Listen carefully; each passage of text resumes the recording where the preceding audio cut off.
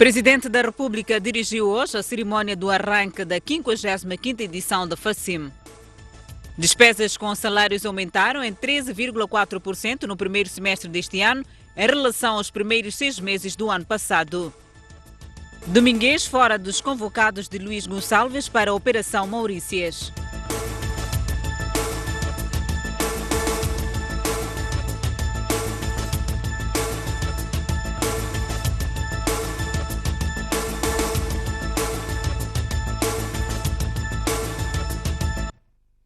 Olá, bem-vindo ao Jornal da Noite.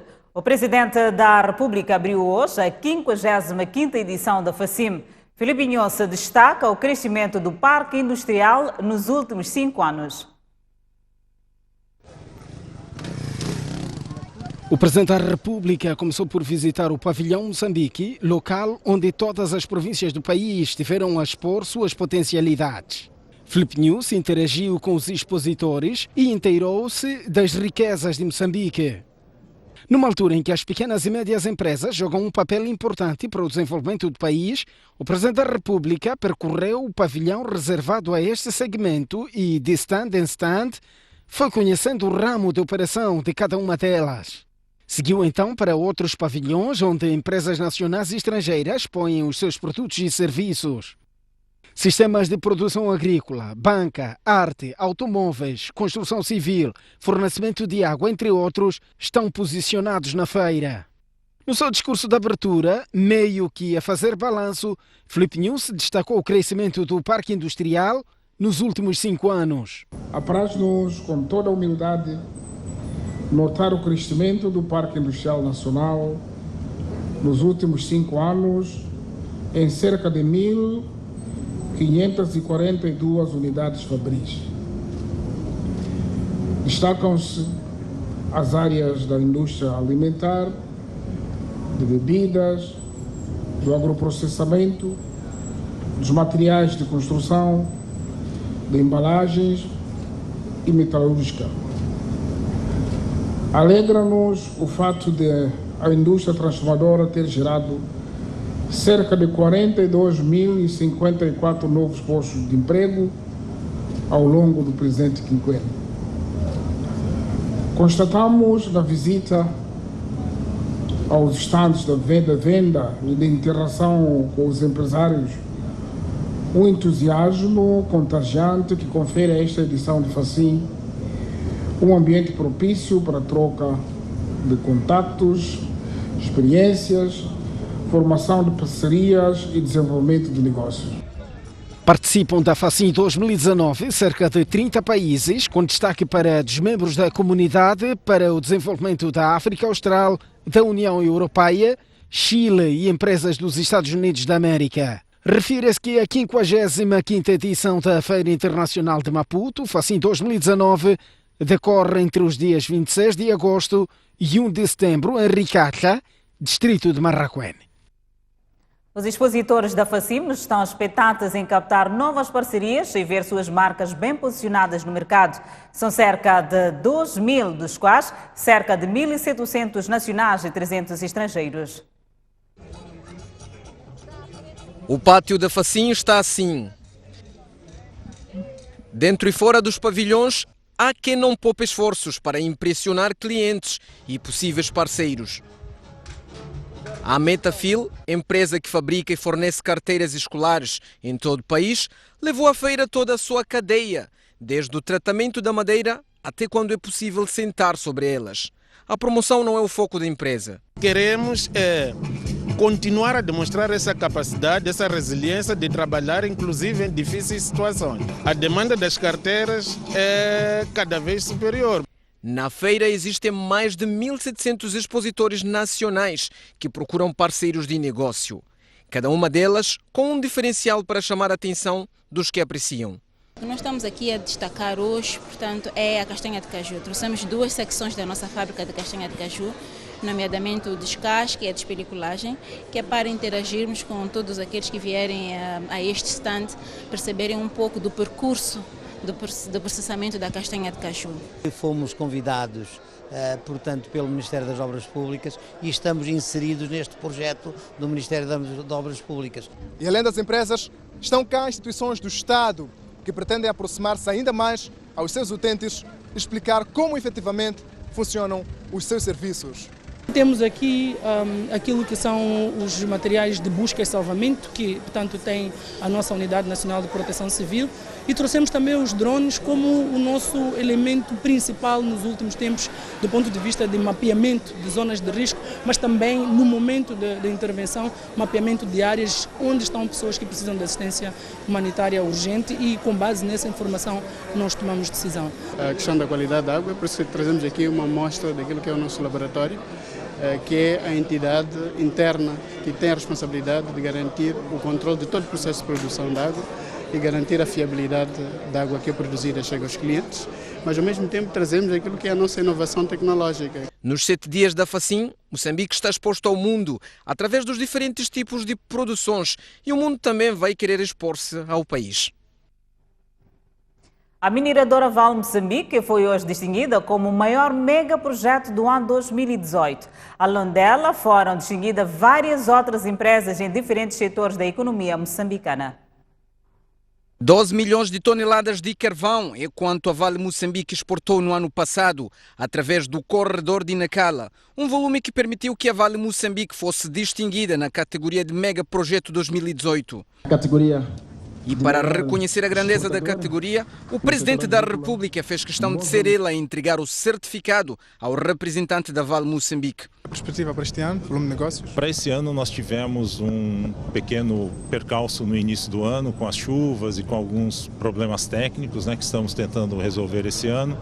Nós temos aí um prognóstico de fechar esse ano com 10 milhões de toneladas de exportação. O Presidente da República também entregou o certificado ao maior exportador de 2018. A empresa galardoada foi a Mozambique Leaf Tobacco. E assim foram distinguidas várias outras empresas que se destacaram nos respectivos setores de atividade. Ganhamos na categoria de produção de energia e, sobretudo, no investimento. Para dizer que foi um privilégio termos esta honra e por termos cumprido aquilo que foi o nosso sonho, de termos a implementação do primeiro projeto da central solar, neste caso em Moçambique, que foi mais concretamente em Mocuba, na zona norte. Fomos laureados na categoria de primeira PME de exportação em Tete. Qual foi o volume de exportação no ano passado? Bom, vamos falar de uma média de 6 mil toneladas, o ano 2018. Isso foi por aí a média de 10 mil dólares o ano. O Presidente da República, Filipe Nyusi, promulgou e mandou publicar hoje a lei sobre o Acordo de Paz e Reconciliação Nacional assinado em Maputo no dia 6 deste mês. A lei foi recentemente aprovada pela Assembleia da República. De acordo com Filipe Nyusi, a mesma não contraria a Constituição da República. Seguimos com outras notícias. As despesas com salários aumentaram em 13,4% no primeiro semestre deste ano, atingindo cerca de 54 bilhões de meticais. No igual período de 2018, os encargos foram no valor de 42,2 bilhões de meticais. Novas promoções, progressões, mudanças de carreira, entre outros atos administrativos, ocorridos no segundo semestre do ano passado, tiveram impacto significativo na folga salarial do Estado moçambicano. Nos primeiros 6 meses do corrente ano, as despesas com salário atingiram cerca de 54 bilhões de meticais entre janeiro e junho de 2019, mais 13,4% que no igual período do ano passado, indica o Ministério da Economia e Finanças no seu relatório de execução orçamental a que a STV teve acesso. Entretanto, e apesar do aumento da folga salarial do Estado, que vai contra as recomendações do Fundo Monetário Internacional, o relatório fala em equilíbrio orçamental.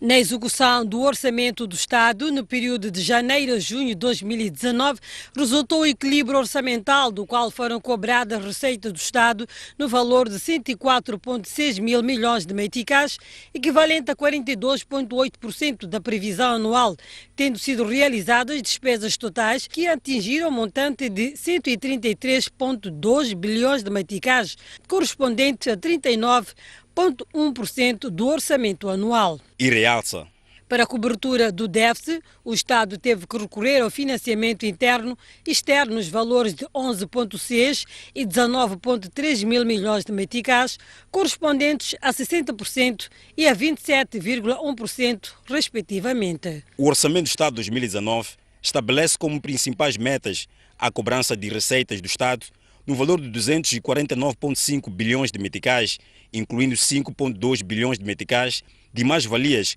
cobradas no exercício de 2017. A execução da despesa do Estado no montante de 340 bilhões de meticais, resultando de um déficit orçamental de 90,9 mil milhões de meticais. Desconhecidos balearam mortalmente o indivíduo na Estrada Nacional número 4, na Matola, província de Maputo. Testemunhas contam que a ação dos criminosos foi rápida. A bordo nesta viatura do tipo Toyota Prado estava um indivíduo a quem a morte o encontrou após sofrer pelo menos 6 tiros, conforme atestam as imagens. O sucedido, que deu-se na tarde desta segunda-feira, ao longo da Estrada Nacional número 4, na Matola, é narrado por testemunhas como uma ação rápida, protagonizada por 2 homens. Cerca de 2 homens desceram fortemente, muito armados. Um trazia uma KM e o outro trazia uma tipo pistola. Pelo que testemunharam, acreditam que a principal intenção dos responsáveis deste crime era mesmo de tirar a vida do homem. De repente ouvi tiros. Por volta de 6 tiros aí, de seguidas. Aquilo era para matar, não era para assustar, ora não sei, levar alguma coisa, um bem, um carro, não. Até o fim da tarde desta segunda-feira, a polícia não tinha se pronunciado à volta do sucedido. Já existe uma rede de prevenção, monitoria e resposta aos conflitos que poderão surgir antes, durante e depois das eleições gerais deste ano. As ações desta plataforma deverão incidir nos pontos tidos como foco de violência eleitoral. Passam 25 anos desde que Moçambique realiza eleições para a sucessão de governos, muitas vezes marcadas por violência, ainda que não generalizada. De acordo com esta organização da sociedade civil, este ano não será diferente. O período eleitoral é um período marcadamente tenso. O processo moçambicano de reconciliação e pacificação não está ainda concluído. Para ajudar a resolver conflitos eleitorais, foi criada a rede de prevenção, monitoria e resposta que poderá identificar focos de violência e dar possíveis soluções. O que nós pretendemos fazer é oferecer à sociedade, aos partidos políticos, um mecanismo de, em tempo real, esses conflitos serem adequadamente abordados. O objetivo é de criarmos confiança pública para que todos aqueles que se recensearam possam ganhar confiança e se dirigirem aos postos de votação. O presidente da Comissão Nacional de Eleições, Abdul Karim, considera que os conflitos resultam, em parte, das mudanças na legislação eleitoral que geralmente acontecem nas vésperas da votação. Que os partidos políticos, que são os principais atores do processo, não tenham o domínio total da legislação. Ademais, muitos dos nossos partidos políticos em Moçambique não têm uma assessoria jurídica que os possa dar suporte para as questões de interpretação da lei e orientá-los para dirimir as irregularidades verificadas no processo. A rede de prevenção, monitoria, resposta e mitigação de conflitos eleitorais será implementada nas províncias de Maputo, Gaza, Sofala, Manica, Zambésia, Nampula e Cabo Delgado, identificados como centros de violência eleitoral. O Grupo Psoico terá correspondentes em todas as províncias do país, de modo a garantir a cobertura da campanha eleitoral. O grupo de mídia reuniu hoje na cidade de Maputo seus colaboradores para desenhar estratégias não só de cobertura das eleições, como também da visita do Papa Francisco a Moçambique. Gostaria de viva voz transmitir ao coube ao presidente do Conselho de Administração do Grupo Psoico, Daniel David, dar as notas de boas-vindas a todos os quadros que se juntaram nesta sala para traçar estratégias de cobertura dos próximos 2 grandes eventos históricos, eleições 2019, cuja campanha arranca já este sábado, e visita do Papa Francisco agendada para 4, 5 e 6 de setembro próximo. São momentos que exigem uma estratégia editorial bem afinada, principalmente porque somos um grupo de mídia, temos várias plataformas de difusão e havia necessidade de sentarmos todas as equipas envolvidas na cobertura destes dois grandes eventos para alinharmos aquilo que é a nossa estratégia editorial e garantirmos uma cobertura de excelência, levarmos qualidade, levarmos conteúdos diferenciadores até aos nossos telespectadores. E justamente porque a legislação mudou e é preciso entender o novo quadro político do país, a Soico está a apostar também na transmissão de conhecimentos aos seus quadros. O presidente da primeira comissão do Parlamento, Edson Macuacua, foi convidado a falar aos jornalistas os aspectos legais a ter em conta durante a cobertura do processo eleitoral. Por se tratar de um ano eleitoral e como é de costume ao nível do Grupo Soico, sempre que se aproximam as eleições, trazemos sempre um académico que está abalizado em parte daquilo que são as matérias relevantes para o momento das equipas ou dos jornalistas. Para este ano convidamos o presidente da primeira comissão da Assembleia da República, o académico Edson Macuacua, para partilhar com os nossos quadros aquilo que é a legislação eleitoral, o pacote da descentralização e principalmente olhar para um dos aspectos que é muito recorrente em período eleitoral, o contencioso eleitoral. Então, trazemos também esta oportunidade de formação dos nossos quadros para partirem para o terreno muito mais abalizados, com muito mais conhecimento. O encontro de reflexão estratégica para a cobertura da campanha eleitoral e da visita papal juntou membros do Conselho de Administração da Soico, jornalistas, incluindo correspondentes dos vários pontos do país, equipa técnica, editores de vídeo, apresentadores e produtores. Convido a um breve intervalo, voltamos dentro de instantes. Até já.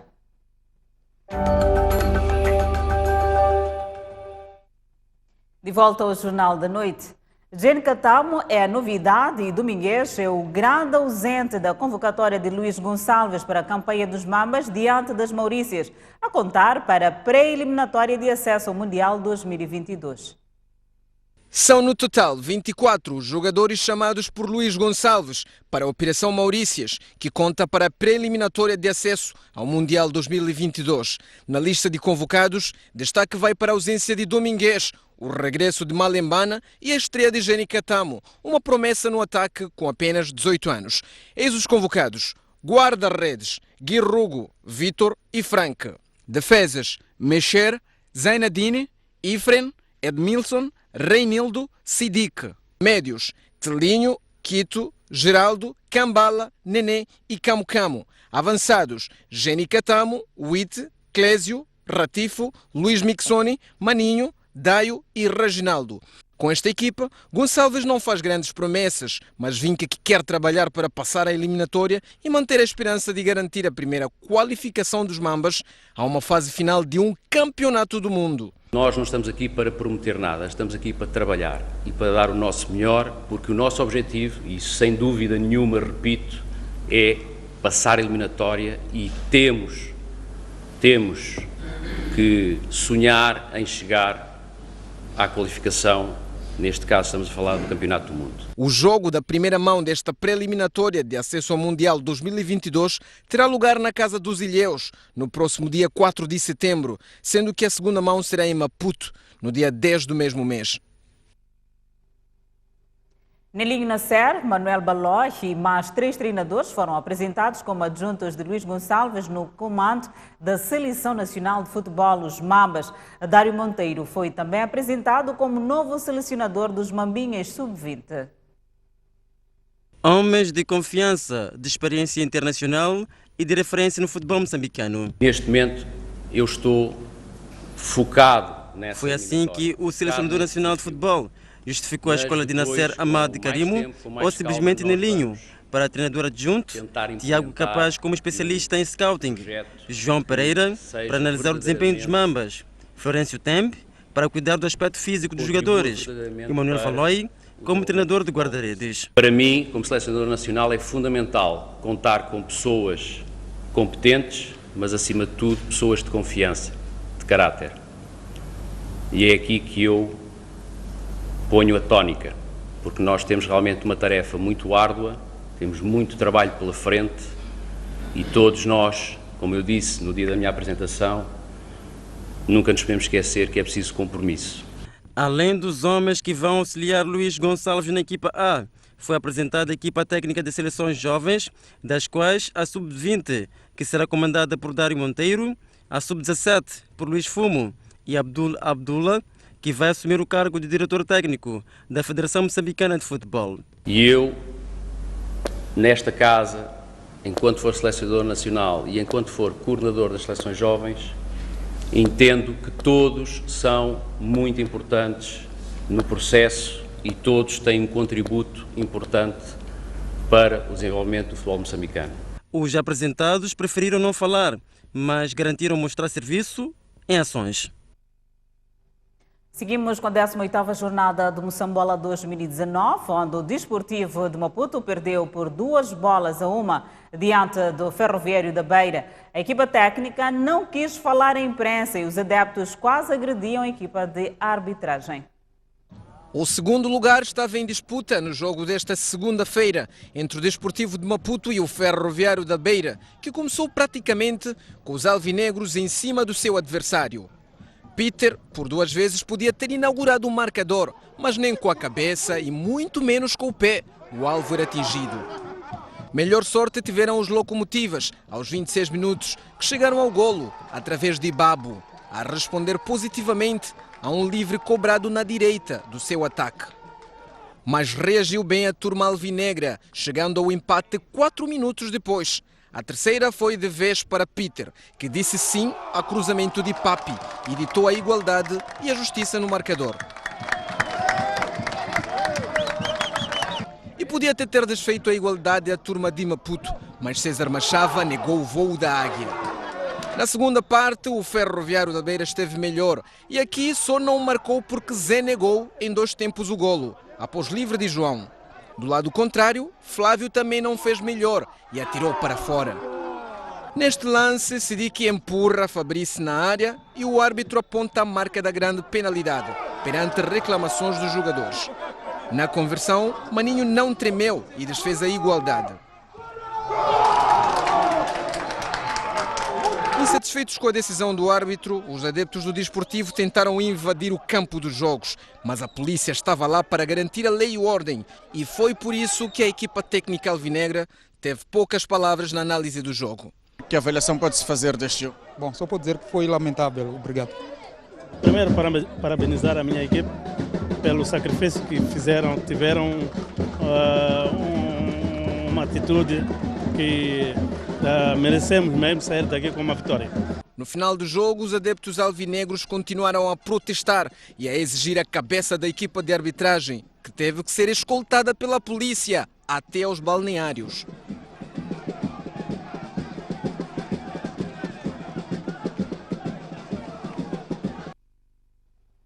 Convido a mais um breve intervalo, mas antes a previsão do estado do tempo para amanhã. Para a zona sul do país, Maputo 32 de máxima, 18 de mínima, Xai-Xai 31 de máxima, 15 de mínima, Inhambane 28 de máxima, 18 de mínima. Seguimos para a zona centro do país. Beira 27 de máxima, 17 de mínima, Quilimane 30 de máxima, 18 de mínima, Chimoio 30 de máxima, 15 de mínima, Teta 36 de máxima e 19 de mínima. Por fim, a zona norte do país. Nampula 30 de máxima, 18 de mínima, Pemba 28 de máxima, 20 de mínima, Lixinga 26 de máxima e 10 de mínima. Até já.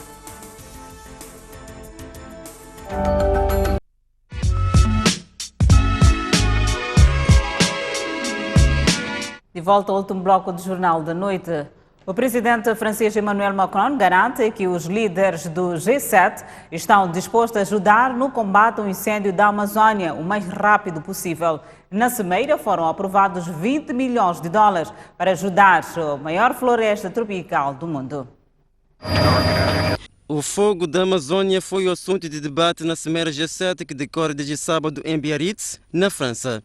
Emmanuel Macron, um dos líderes do G7 que insistentemente propôs que a Cimeira debatesse o incêndio do maior pulmão do mundo, disse este domingo que todos os líderes concordaram que deviam ajudar a combater as chamas o mais rápido possível. Macron prometeu entrar em contato com os países da Amazônia para ter um conhecimento claro sobre o que é necessário para extinguir o fogo e passar para o reflorestamento. Por sua vez, o presidente brasileiro Jair Bolsonaro, cuja política ecológica tem sido alvo de críticas das ONGs ambientalistas, agradeceu a todos os chefes de Estado que têm ajudado o Brasil a apagar as chamas na maior floresta tropical do mundo. Bolsonaro acrescentou que a crise de G7 já foi superada, referindo-se às desavenças em que esteve envolvido com Emmanuel Macron.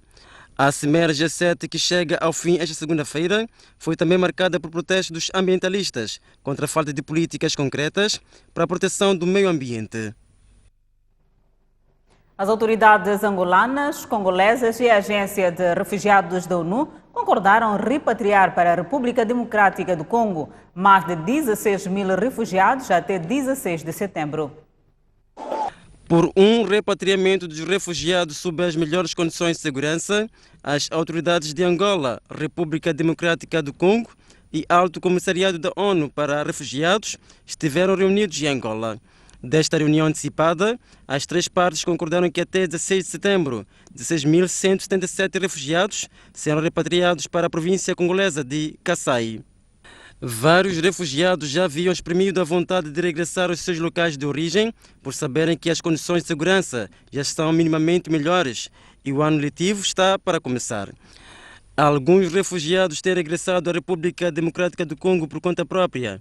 Foi em 2017 que 37 mil refugiados fugiram à violência nas províncias congolesas de Kasai e Kivu para a província angolana de Lunda Norte.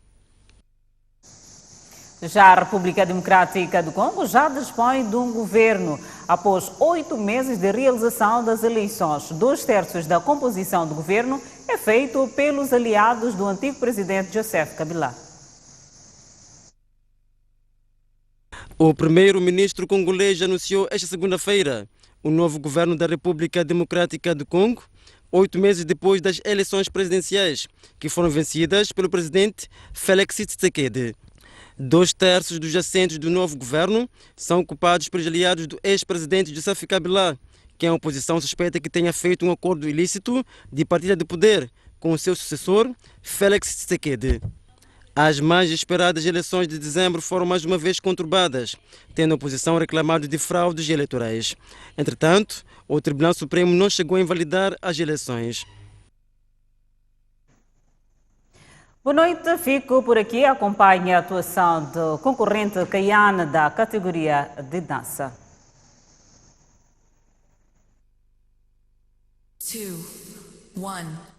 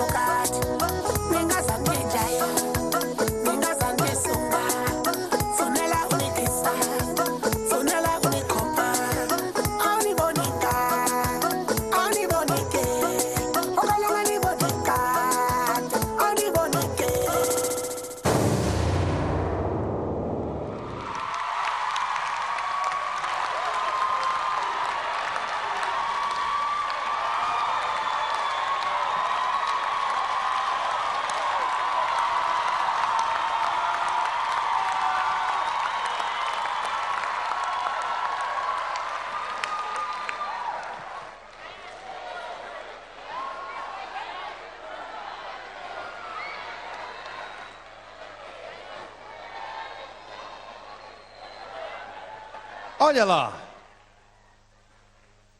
Bandido você. Armado. Agora estás a envergonhar as manas quando cai o cabelo assim, né? Como é que é? Sinceramente. Do princípio ao fim conseguiste segurar uma onda perigosa. 1, 2, 3, 4, 5, 6, 7, 8, 9, 10, 11, 12, 13... Opa, desculpa, 10. Contagem. 1, 2, 3, 4, 5, 6, 7, 8, 9, 10. É assim, eu disse há 2 semanas atrás que Caiane ganhou nova vida, não é? Agora, Caiane, a próxima vez que cair a peruca, inclina, pega na peruca e coloca na cabeça. Isso faz parte do seu espetáculo, tá bom? Não tenha medo de assumir. Caiu, pega e coloca na cabeça outra vez, tá bom? Nota 10.